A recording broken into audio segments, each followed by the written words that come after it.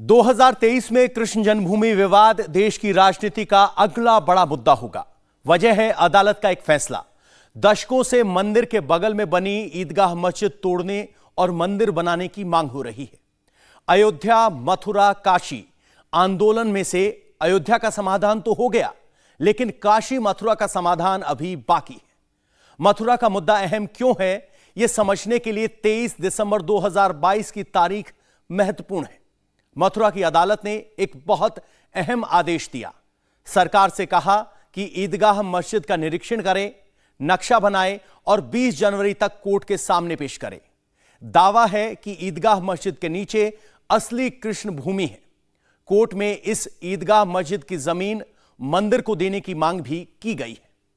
फैसला आने में वक्त लग सकता है, लेकिन 2023 में कृष्ण जन्मभूमि आंदोलन कैसे राजनीति में नेताओं के मैंडेट का फैसला करेगा, यह जानना दिलचस्प है।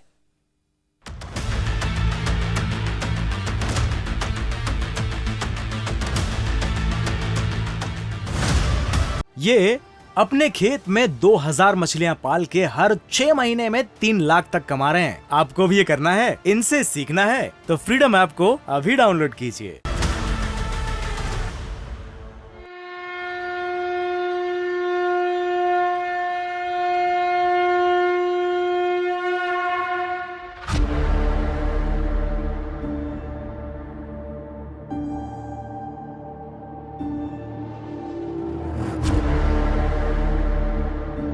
मथुरा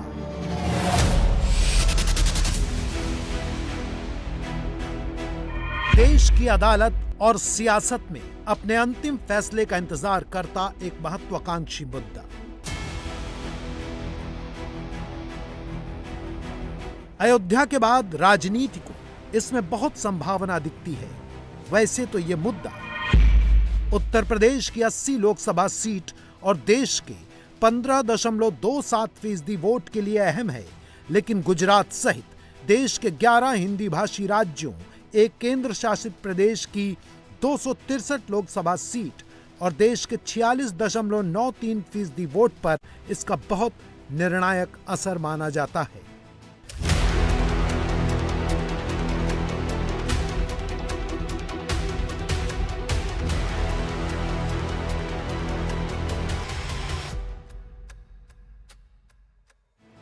वैसे तो राम और कृष्ण पूरे देश में पूजे जाते हैं। हर वोटर पर इस मुद्दे का असर होता है, इसीलिए 543 लोकसभा सीटों में इसका सबसे ज्यादा असर माना जाता है। इसे पोल राइजर भी कहा जा सकता है। देश के सबसे पुराने धार्मिक विवादों में से एक श्री कृष्ण जन्मभूमि में एक नया मोड़ आ गया है। अदालत ने शाही मस्जिद का निरीक्षण कराने के आदेश दिए हैं, नक्शा बनाने को कहा है। अब कोई कहेगा कि इस आदेश से इतना आशावादी होने की क्या जरूरत है, इससे राजनीति में क्या असर पड़ेगा और साथ ही ये पूरा का पूरा जो विवाद है इसमें इस आदेश से क्या मदद मिल सकती है। जांच जो कमिश्नर नियुक्त हुए हैं, पहले तो वकीलों में से ही बना करते थे और वही किया करते थे। मैंने भी पहले जनरल कमिश्नर की हैसियत से तमाम कमीशन किए हैं। सवाल आपका रिपोर्ट का है कि वो अपनी जांच करेंगे और जांच में देखेंगे कि मौके पर क्या क्या कब्जा है, किसका कब्जा है, कौन पार्टी अपनी दावा कर रही है। फिर उनको डायरेक्शन यदि किया गया है कमिश्नर को कि वहाँ के अन्य तथ्यों की भी जांच करें, तो जो वादी और प्रतिवादी दोनों को सूचना दे के वहाँ मौके पर बुला के निरीक्षण करेंगे। नहीं आता है, कोई पक्ष नहीं आता है तो उसकी लिखेंगे कि बावजूद सूचना के वो एक पक्ष नहीं आया और फलां उपस्थित हुआ। यदि दोनों उपस्थित थे तो दोनों की निशानदेही पर वहाँ मौका माना करेंगे। मौका माना में जैसी स्थिति मिलेगी वहाँ की, और यदि जन्मभूमि से संबंधित कोई तथ्य वहाँ दिखलाए जाते हैं, जैसे मूर्तियाँ बताई जाती हैं कि मूर्तियाँ निकली हैं इस जगह से, भूभाग से 13 एकड़ कितना है वो रकबा लगभग, तो उसमें जो मूर्तियाँ हैं तो वो भी एक एविडेंस का पार्ट होंगी। और वहाँ किस जगह रखी हैं, कहाँ की खुदाई में, तो जहाँ से खुदाई हुई हैं उनका उसी जगह का उल्लेख उन मूर्तियों पर लिखा हुआ है, चाहे वो संग्रहालय में हो, चाहे वो अपने उनके अंडर में हो, जन्मभूमि ट्रस्ट के अंडर में हो। ये सारी चीज़ एक एविडेंस का पार्ट होंगी। हर कमीशन में कमीशन की जो रिपोर्ट होती है वो महत्वपूर्ण होती है, निर्णय में वो अपनी महत्वपूर्ण भूमिका निभाती है। कोई भी जज किसी निर्णय लेने से के वक्त इसको आधार बनाते हैं कि और जो मेरिट पर जिसका हक होता है उसी के हक में फैसला देते हैं, और वो बहुत महत्वपूर्ण है, पार्ट ऑफ द एविडेंस है। माननीय न्यायालय जो थिंक फिट्स और जो प्रपत्र होंगे, एविडेंस कलेक्ट होंगी, रिपोर्ट होंगी, जो गहनता और बारीकियों के साथ रिपोर्ट तैयार की जाएगी, जिसमें सभी कितनी पारदर्शिता होगी, ये सभी पक्ष आपस में सहमति के आधार पर मौजूद रहेंगे, अपनी अपनी उपस्थिति दर्ज कराएंगे। ये न हो कि किसी के भी हक का गला नहीं दबेगा इसमें, और जो भी प्रोसेस होगी देश में तो देश हित में होगी, अपने समुदाय हित में होगी। और माननीय न्यायालय जो जिससे समाज में कोई अच्छा संदेश जाए ऐसा कोई ऑर्डर करेंगे।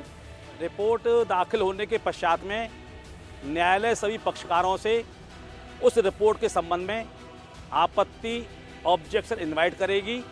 सभी पक्षकार उस रिपोर्ट के विरुद्ध में आपत्ति ऐतराज दाखिल करेंगे।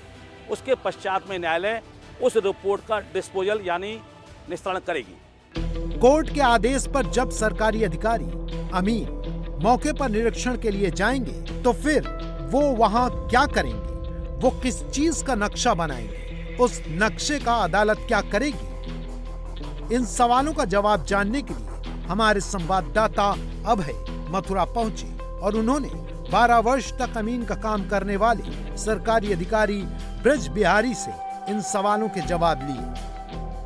जिस न्यायालय में मुकदमा चल रहा है उस न्यायालय की ऑफिस द्वारा ये रिट प्रोवाइड की जाएगी, और उस रिट को लेकर के मैं अपने प्रोग्राम में चढ़ाऊंगा कि फलाने दिन फलाने समय इस संपत्ति के निरीक्षण के लिए मुझे जाना है।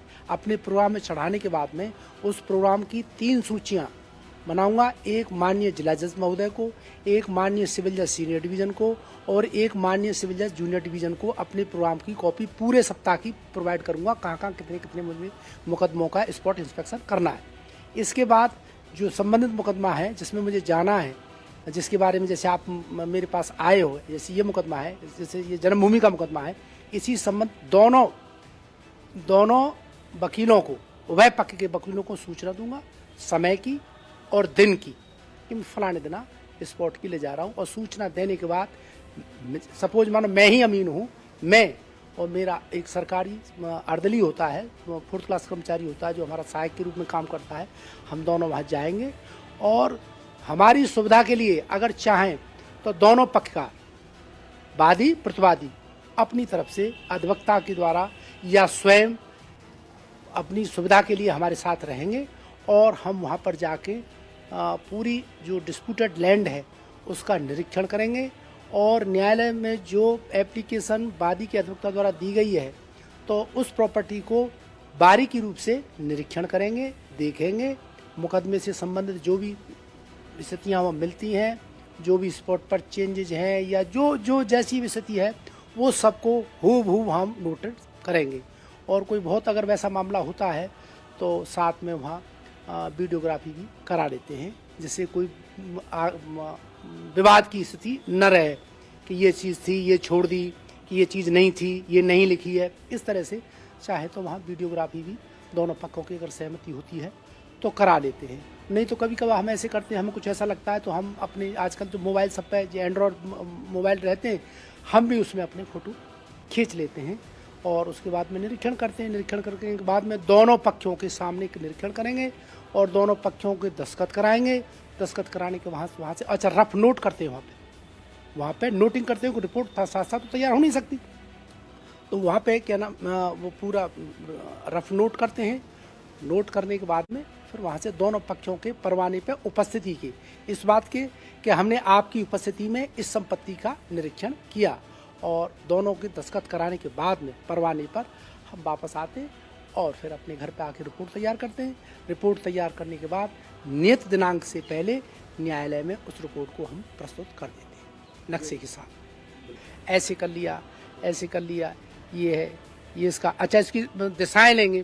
दिशाएं जैसे इधर ये नॉर्थ है, ये क्या नाम है साउथ है, ये ईस्ट है, ये वेस्ट है, इस तरह से लिखेंगे कि ये कौन किसका मकान है, किसका मकान है, किसकी संपत्ति है, या कोई रास्ता है, या कोई क्या नाम है हाईवे है, जो भी है वो सब चीज उसमें।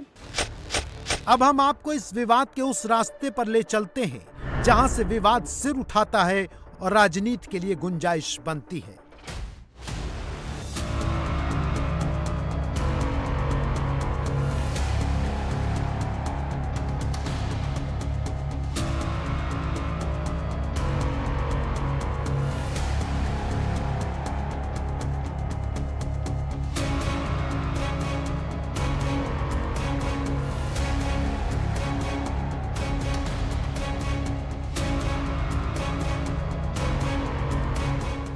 इतिहास में कृष्ण जन्मभूमि का ये मंदिर कई बार बना, कई बार टूटा। इसको लूटने और तोड़ने में महमूद गजनबी से लेकर औरंगजेब तक का नाम है। यही वजह है कि इस मंदिर में विवाद की गुंजाइश बनती है। हिंदुओं को लगता है कि उनके पूज्य देवता का अपमान करके विदेशी आक्रमणकारियों ने उन्हें सांस्कृतिक तौर पर हराना चाहा, और अब जब देश विदेशी शासन से मुक्त है तो अपमान के इन चिन्हों को हटाए जाना चाहिए। यही वजह है कि शाही ईदगाह को हटाकर कृष्ण जन्म स्थल का भव्य मंदिर बनाने की लगातार जोर शोर से मांग हो रही है।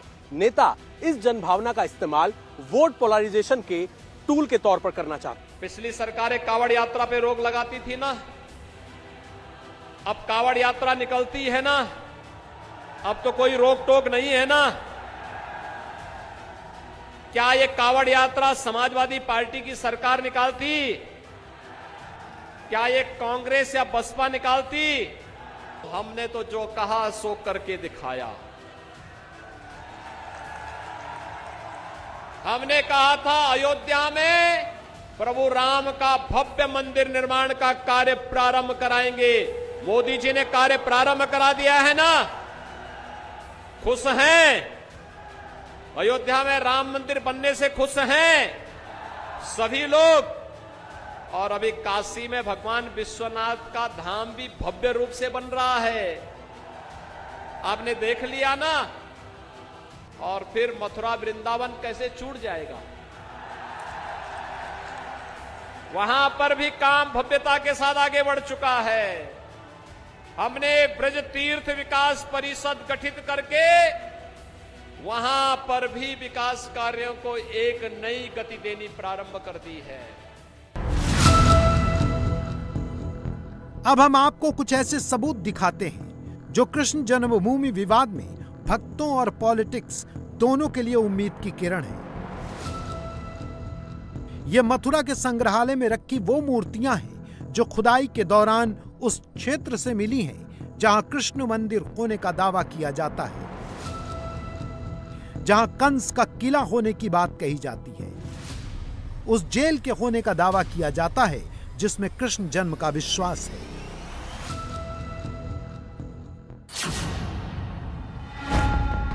कृष्ण जन्म मंदिर का सबूत नंबर 1, मथुरा के संग्रहालय में मौजूद इस मूर्ति में कृष्ण के जन्म का रूपक उकेरा गया है।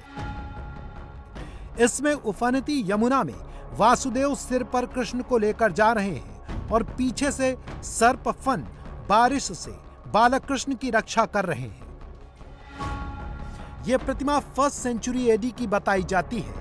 खास बात यह है कि यह उसी इलाके से मिली है जहां ईदगाह मस्जिद बनी हुई है। इसके आधार पर दावा है कि नीचे मंदिर था और उसके ऊपर मस्जिद बनाई गई है। एक छोटा सा पैनल मिला है और ये प्रथम शताब्दी ईस्वी मतलब 1st सेंचुरी एडी का है। और इसमें कृष्ण का जब जन्म होता है तो जब यमुना पार करके वासुदेव जी ले जाते हैं, उसका एक दृश्य का आप यहाँ अवलोकन कर सकते हैं कि वासुदेव यहाँ शिशु कृष्ण को लिए हुए हैं। सबसे पुराना अगर कहें मथुरा म्यूजियम में कृष्ण का ये साक्ष्य। कृष्ण जन्मभूमि का सबूत नंबर 2, विश्वरूप विष्णु की मूर्ति जिसमें विष्णु के मुख के अगल बगल नरसिंह व वाराह के मुखों के साथ आकाश मंडल प्रदर्शित किया गया है। विष्णु के सिर पर किरीट, मुकुट, गले में एकावली, कानों में कुंडल और कंधों पर वैजयंती माला है। ये मूर्ति कटरा केशव देव के जगह से निकली है जिसके आधार पर यहां मंदिर का दावा किया जा रहा है। कृष्ण जन्मभूमि का सबूत नंबर 3। संग्रहालय में मौजूद गंगा यमुना की एक मूर्ति मिली है। हिंदू स्थापत्य में मंदिर के द्वार पर दोनों तरफ गंगा यमुना की मूर्ति बनाई जाती है।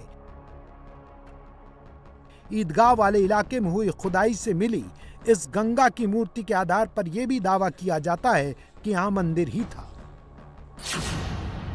कृष्ण जन्मभूमि का सबूत नंबर 4। कटरा केशव देव के टीले की खुदाई से महात्मा बुद्ध और उनके जीवन से जुड़ी कथाओं वाली मूर्तियां भी मिली हैं, जिसके आधार पर दावा है कि यहां हिंदू बौद्ध संस्कृतियों का प्रभाव रहा है। कृष्ण जन्मभूमि का सबूत नंबर 5। यहां कई तोरण द्वार मिले हैं जो गैर मुस्लिम संस्कृतियों के धार्मिक स्थलों के स्थापत्य का सबूत देते हैं। कृष्ण जन्मभूमि का सबूत नंबर 6। संग्रहालय में रखे एक तोरण द्वार पर ऋषभनाथ, कार्तिकेयनाथ, अग्निदेव की मूर्तियां उकेरी गई हैं। कृष्ण जन्मभूमि का सबूत नंबर 7। मथुरा म्यूजियम में रखे पत्थर के तोरण द्वार पर स्त्री पुरुष की वो आकृतियां हैं जो मुस्लिम स्थापत्य में वर्जित हैं और मंदिर का सबूत है। शाही ईदगाह के नीचे असली कृष्ण जन्मभूमि का दावा करने वालों ने अब तक करीब 300 सबूत जुटाए हैं। ये सबूत 1953 की खुदाई से अब तक इसी स्थान से जुटाए गए हैं, जिनके बारे में मान्यता है कि श्री कृष्ण के नाती से लेकर अब तक श्री कृष्ण जन्मभूमि का मंदिर जो है वो इसी स्थान पर रहा है। ये सभी सबूत श्री कृष्ण जन्मभूमि के इसी स्थान पर लॉकअप के अंदर सुरक्षित हैं। ये कोर्ट के अंदर कितने एडमिसिबल होंगे ये कोर्ट तय करेगा। मामला अभी लोअर कोर्ट में है, इसके बाद हाई कोर्ट और सुप्रीम कोर्ट का भी विकल्प है। यानी कि कानूनी लड़ाई अभी लंबी है, लेकिन ये देरी सियासत में काफी गुंजाइश कर देती। ईदगाह के संबंध में किसी भी दस्तावेज में कोई मिल्कियत का एक भी अक्षर नहीं है। कुल संपत्ति खेवट नंबर 255 में आती है। कुल संपत्ति का खसरा संख्या 825 है।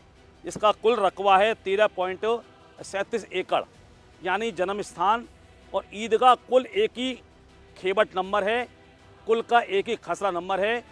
रेवेन्यू रिकॉर्ड में ईदगाह वाली संपत्ति को भी जन्म स्थान ट्रस्ट की भूमि मिल्कियत के रूप में अंकित चला रहा है। चूँकि प्रॉपर्टी होल नगर पालिका परिषद मथुरा मौजूदा में नगर निगम के अंतर्गत है, इसलिए वहाँ के दस्तावेजों में भी स्पष्ट लिखा हुआ है कि संपत्ति की मिल्कियत श्री कृष्ण जन्म स्थान ट्रस्ट, ना कि संपत्ति की मिल्कियत ईदगाह है। खसरा नंबर 825 की ज़मीन है और खसरा नंबर 825 को जब हम देखेंगे, देखिए मेरे पास ये सर्टिफाइड मॉप है उत्तर प्रदेश गवर्नमेंट का, और ये खसरा नंबर 825 यहाँ पर। तो 825 को जब देखेंगे तो 825 का पूरा रकबा 13.37 एकड़ का है, जिसमें ये मस्जिद भी है। और ये पूरी जो ज़मीन है ये श्री कृष्ण जन्मभूमि ट्रस्ट के नाम है। अगर हम खसरा खतौनी की दृष्टि से भी देखेंगे तो ये मेरे हाथ में ये देखिए ये है, इसका खतौनी है। तो खतौनी में खसरा नंबर 825 और खेवट नंबर 255 में ये प्रॉपर्टी है। अब जब इसको रेवेन्यू दृष्टि से देखेंगे तो कहीं इसका मस्जिद का जिक्र कहीं है ही नहीं इसमें। पूरे में ये प्रॉपर्टी श्री कृष्ण जन्मभूमि ट्रस्ट के नाम पर है, भगवान कृष्ण इसके मालिक हैं। तो जब ये मालिक इनका कहीं नाम ही नहीं है, और ये मेरे हाथ में खसरा है, देखिए ये खसरा, ये खेवट नंबर 255 है। यहाँ देखेंगे मालिक श्री कृष्ण जन्मभूमि ट्रस्ट, भगवान श्री कृष्ण। तो जब प्रॉपर्टी पूरी श्री कृष्ण जन्मभूमि ट्रस्ट के नाम है, भगवान कृष्ण के नाम है, तो मस्जिद का तो कोई लेना देना नहीं बनता है। मस्जिद ने के लोगों ने और मस्जिद को अनावश्यक रूप से ऑक्यूपाइड किया हुआ है। मैं आपको बता दूं, जब 1670 में औरंगजेब ने इसका विध्वंस किया था तो ये मंदिर था ये। और असली मूल गर्भगृह हम इसी को मानते हैं, क्योंकि ये भगवान यहीं प्रकट हुए थे। तो एक तरह का एक भ्रम का पैदा किया गया लोगों के बीच में कि ये मस्जिद है। हमें इसको मस्जिद बिल्कुल नहीं मानते हैं, हमें इसे आज भी मंदिर मानते हैं, पहले भी मंदिर मानते रहे और आगे भी मंदिर मानते रहेंगे, क्योंकि भगवान की प्रकट स्थली है। और हमारा ये कहना है कि ये 3.37 एकड़ ज़मीन हमको मिलनी चाहिए, क्योंकि ये हमारी ज़मीन है। हम सत्य की लड़ाई लड़ रहे हैं और सच सबके सामने आ जाएगा। उत्तर प्रदेश में बीजेपी और समाजवादी पार्टी मुख्य रूप से मथुरा के मुद्दे पर आक्रामक माने जाते हैं। समाजवादी पार्टी इसलिए क्योंकि कृष्ण यदुवंशी हैं और वो मुख्य रूप से यादवों की राजनीति करती है, और बीजेपी इसलिए क्योंकि उनका नारा है काशी मथुरा बाकी है। इसमें जाट मतदाता का भी स्टेक है, क्योंकि कृष्ण से जुड़ा ब्रज क्षेत्र यूपी, हरियाणा, राजस्थान तक फैला हुआ है। लेकिन एक बात जो इस पूरे विवाद में उठाई जाती है वो है 1991 का प्लेसेस ऑफ वर्शिप एक्ट, जो गारंटी देता है कि 15 अगस्त 1947 के दिन धार्मिक स्थलों का जो स्वरूप था वो वैसा ही रहेगा। मथुरा की तरह ही काशी विश्वनाथ मंदिर में मस्जिद वाले क्षेत्र पर अधिकार का विवाद है। यहाँ पर भी मस्जिद वाले क्षेत्र के अंदर श्रृंगार गौरी की पूजा को लेकर एक मांग की गई, जिसको लेकर कोर्ट ने वीडियो सर्वे का आदेश दिया। इसके खिलाफ साल 1991 के कानून को आधार बनाकर चुनौती दी गई, रोक लगाने की मांग की गई, लेकिन सुप्रीम कोर्ट ने टिप्पणी करते हुए कहा कि स्वरूप बदलने ना बदलने का कानून है, लेकिन निर्धारित करने पर कोई रोक नहीं है। ये कोई फैसला नहीं है, लेकिन एक उम्मीद जरूर है। उससे एक बेचैनी जरूर पैदा हो गई है, खास तौर से हमारे मुसलमान भाइयों में। बस सिर्फ बेचैनी है, और क्या परिणाम होता है उसका जब वो सर्वे कर लेंगे, उसके बाद वो क्या रिपोर्ट आएगी, उसके बाद कहा जा सकता है कि क्या परिणाम होगा, अच्छा या बुरा। अब हम आपको वो दस्तावेज भी दिखाते हैं जिनकी चर्चा 2023 में लगातार होगी। ये बहुत खास हैं। यह है मंदिर की जमीन पर हक का दावा करने वाली कृष्ण जन्मभूमि के नाम से जारी जल कर और गृह कर के दस्तावेज। ये अपने खेत में 2000 मछलियां पाल के हर 6 महीने में 3 लाख तक कमा रहे हैं। आपको भी ये करना है, इनसे सीखना है तो फ्रीडम ऐप को अभी डाउनलोड कीजिए। इसके अलावा जिस जमीन पर मंदिर और मस्जिद दोनों बने हुए हैं, उनकी खसरा, खतौनी और राजस्व मैप भी हमारे पास है, जिनके आधार पर जमीन के मालिकाना हक पर कृष्ण जन्मभूमि ट्रस्ट का ही नाम होने का दावा किया जाता है।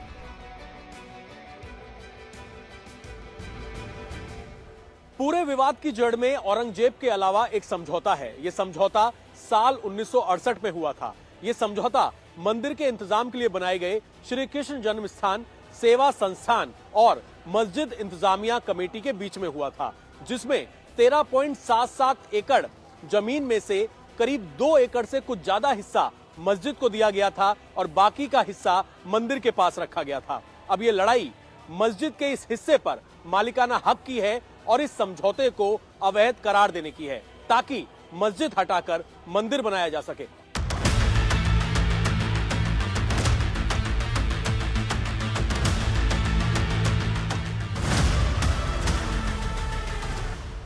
इंडिया टीवी हर वक्त हर जगह डाउनलोड करने के लिए सर्च करें India TV news Google play store या ऐप स्टोर पर।